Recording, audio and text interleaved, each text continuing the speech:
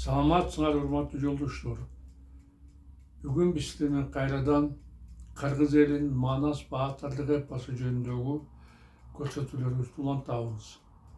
Мен силерге мурда айткандай, мен Манасчы Сагынбай Оразбаковдун вариантынын негизинде 5 томдуу Манас романын кара сөз түрүндө жазганмын. Мына бул китептер силердин көз алдыңарда турат.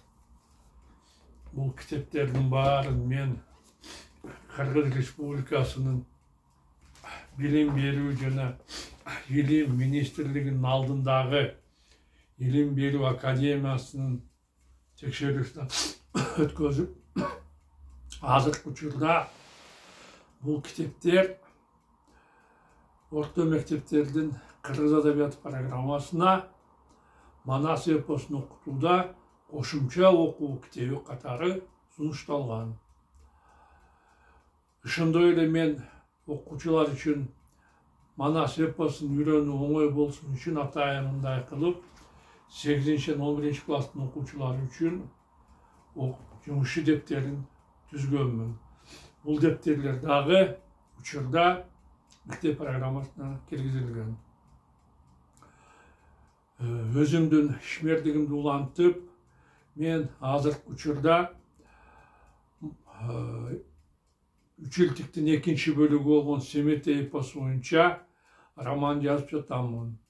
Азыр анын 1-нчи томун бүтүрүп, 2-нчи томдун үстүндө иштеп жатамын.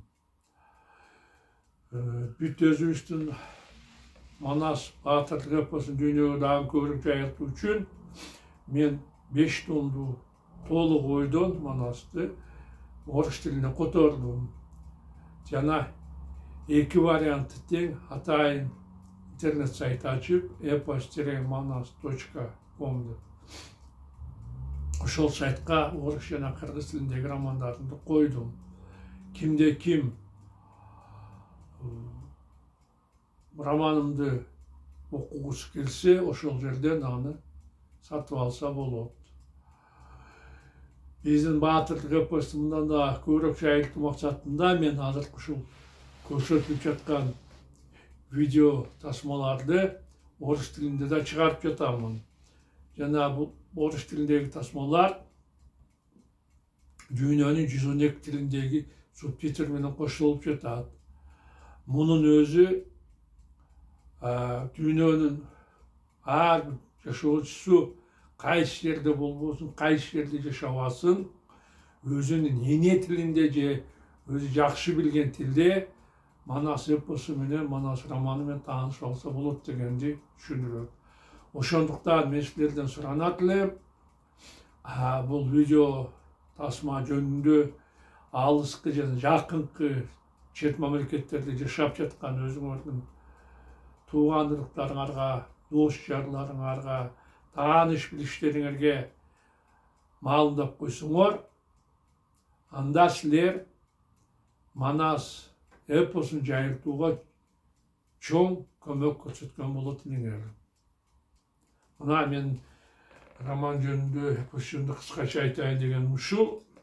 Эми болсо, силердин уруксатыңар менен мен өзүмдүн романымды окууну улантсам. Буга көкчөнүн ого өтер жини келди. Сен эмне? Төрөлөрдүн сөзүн калпка чыгарып жатасың го, деп бакырды акыркечке. Алар сага бекер поз кушак чыкатыңдар беле? Ооба баатыр, тайманбастан жооп берди акыркеч.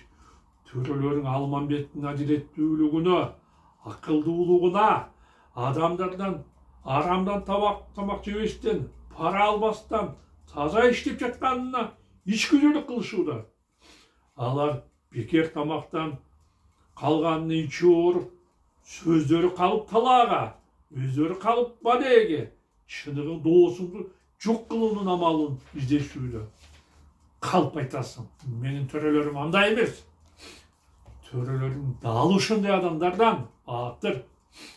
Муну түшүнбөстөн сага өбөк жөлөк болгон, элиңди ушунча байыткан Алмамбетти өлтүрүүгө аракет кылгандар чырагына май тамызып жатасың.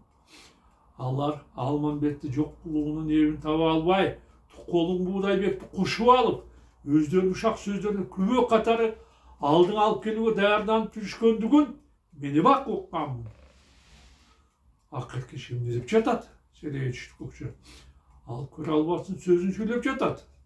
Кантип эле төрөлөрүң ушундай пластикка барсын? Алар таза адамды күнөөлөгөндөй акмак эмес го? Бул катындын куулугун көрбөйсүңбү? Баарынын сөзүнө моюн бербеген ас келгенсип, өзүнүн күндөшүн да шыбап, жамандап жатат. Жок, катын. Канчалык анткорлонбогун айткан жолуңа баспаймын. Сенин тарабыңды албаймын. Мен бир да сөзүңө ишенбейм. Ачуу жооп берди көкчө. Ишенбесең өзүң бил, чарчаңкы сүйлөндү Акыркеч. Мени калпчы десең, сенден жалгыз өтүнчүм бар. Кандай өтүнүч? Ак кишини союп, күнөөгө батпагын. Алмамбет сойбостон мени өлтүр. Ага тийбейм. Эгерде мен өлсөм, бир катын өлөт. Мындан эч кимдин эч жери кемип калбайт. Бирок сен элиңди өксүтпө.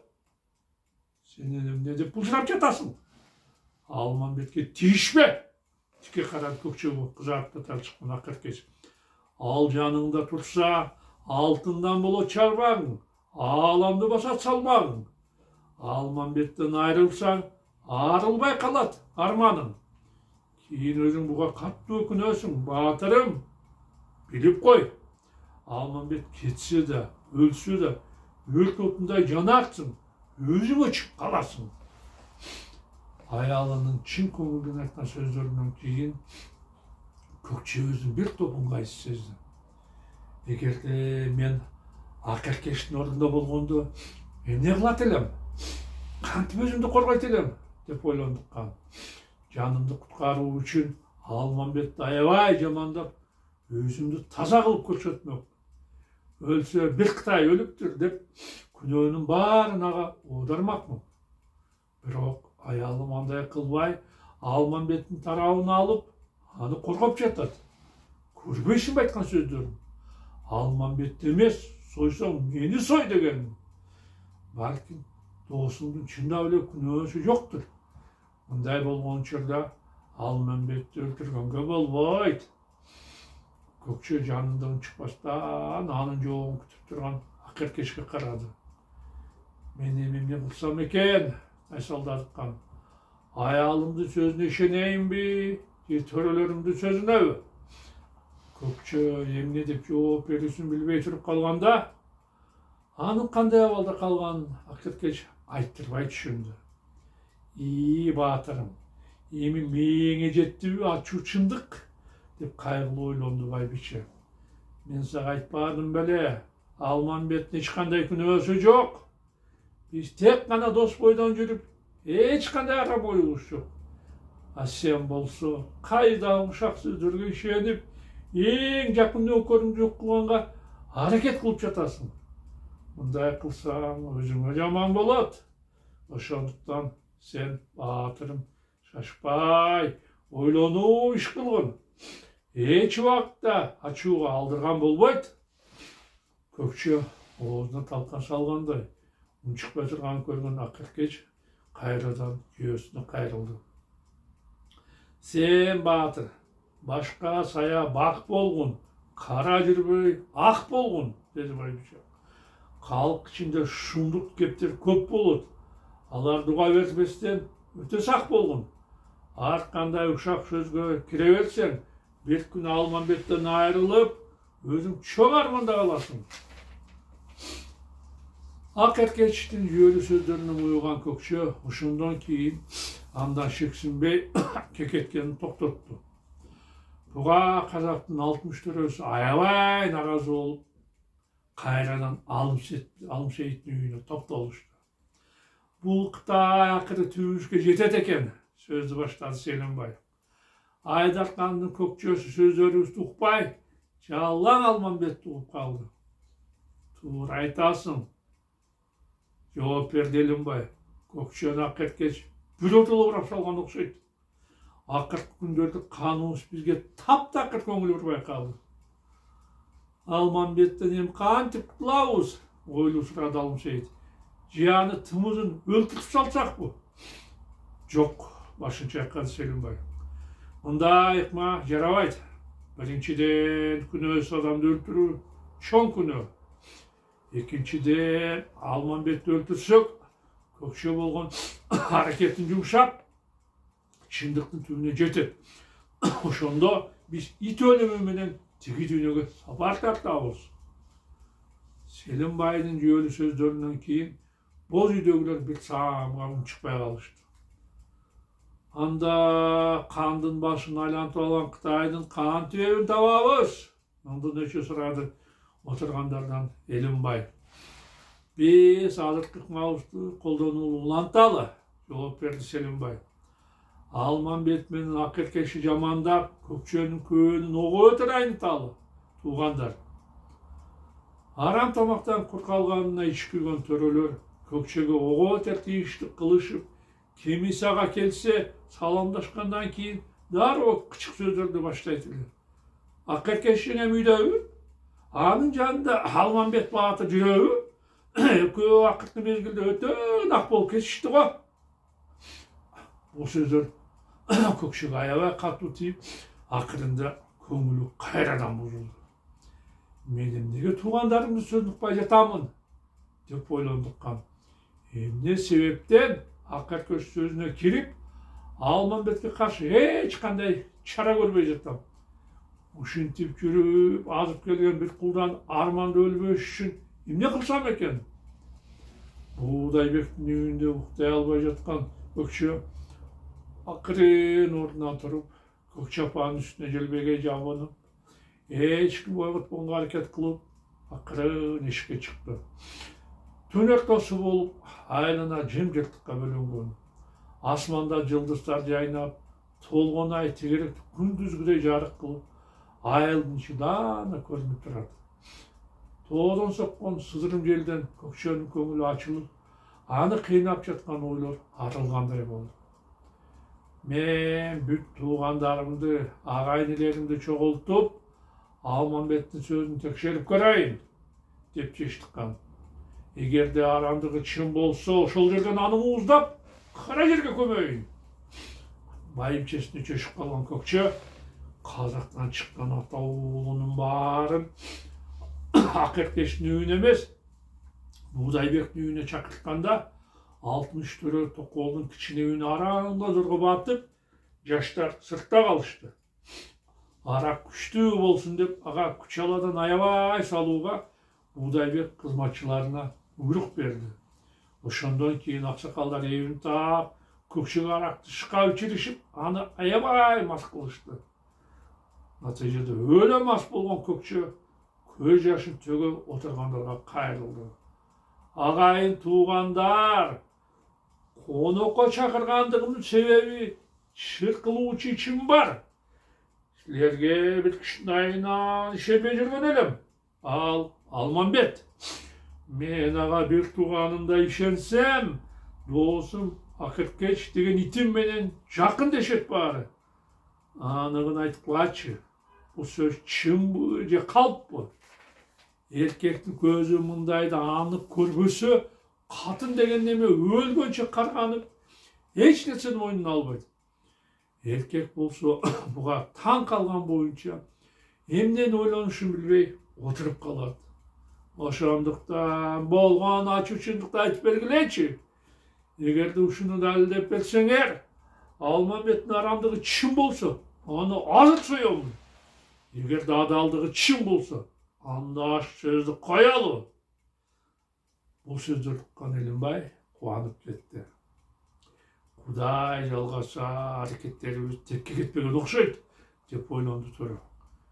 Көкчө канчалык тырышып сөздөрүбүздү жокко чыгарганы менен акыры биз тарапка өткөнгө аргасыз болду. Акеркеч менен Алмамбет эч кандай күнөө кылбай таза жүрүшөт.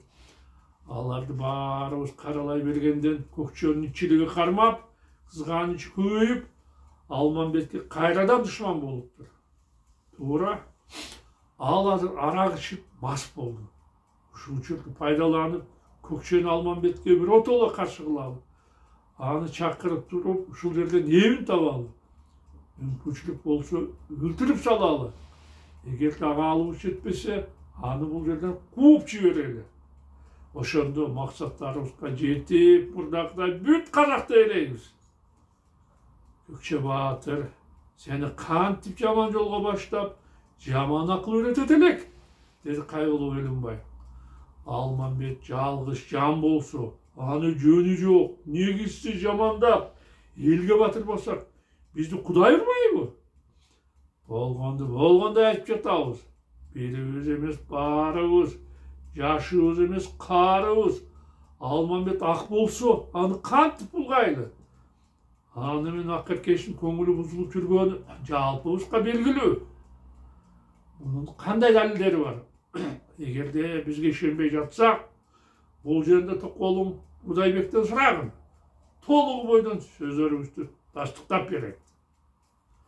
Мына урматтуу жолдоштор, биздин убактыбыз соңуна жетти. Мен силер менен коштошомун. Кайрадан жолугушканча саламатта калгыла.